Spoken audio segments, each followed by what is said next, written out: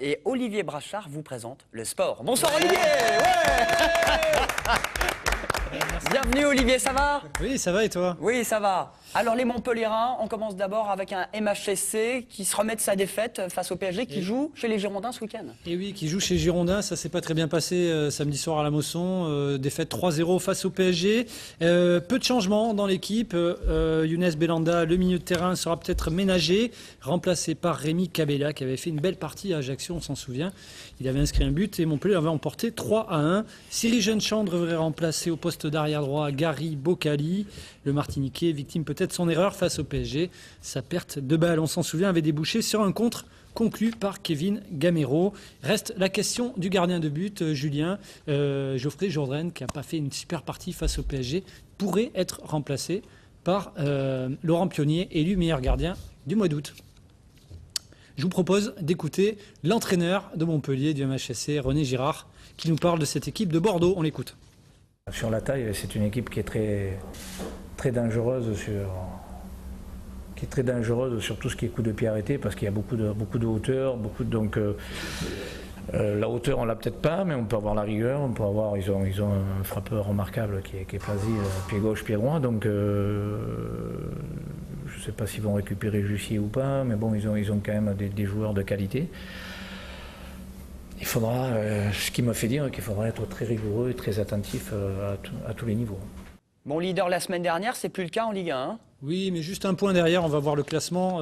16 points pour Montpellier, c'est pas mal. C'est mieux que Bordeaux, on regarde le classement. Bordeaux qui est 16e au classement. Bon, qu'est-ce que ça donne? Bonsoir Matt, vous êtes du groupe Skip the Youth ce soir en Rockstore. Fan de foot? Non, je m'en fous un peu du foot.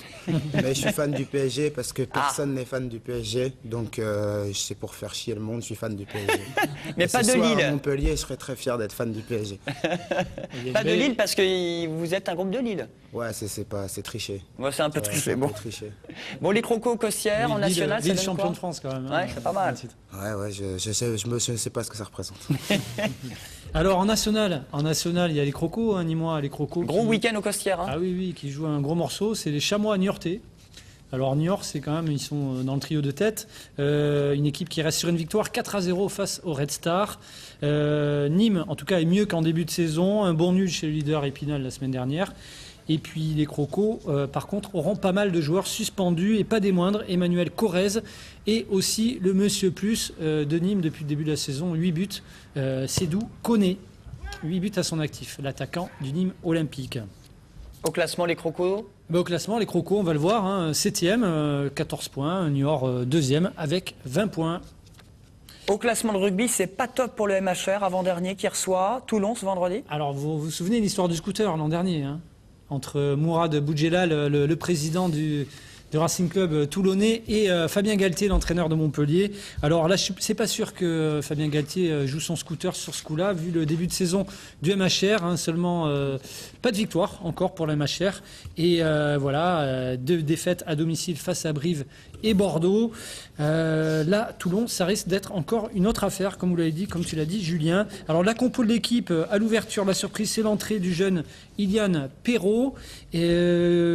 Comme demi-mêlée, toujours le jeune Eric Escande, parce que Julien Thomas et Benoît Payog sont blessés. Il y a pas mal de blessés, hein, d'absents, d'internationaux retenus. Bon, un effectif un peu réduit. Voilà, avec Martine Bustos-Moyanou à l'arrière et Ozel Nagusa et Combezou. Voilà pour le MHR Toulon, 20h45 au stade Yves du Manoir. Allez Montpellier, c'est donc vendredi. On enchaîne avec la SBH Béziers en Fédéral 1. Oui, en Pro D2. En Pro D2. Et puis on risque de recevoir peut-être Philippe Benetton, l'entraîneur de la SBH, lundi soir dans l'émission de sport.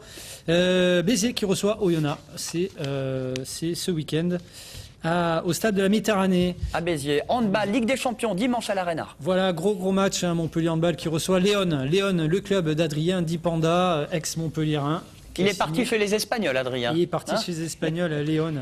Et donc, premier match de Ligue des Champions pour Montpellier. Hein, c'est à quelle heure le match, Olivier? Alors, c'est à 17h, dimanche à l'Arena, Parc Suite Arena.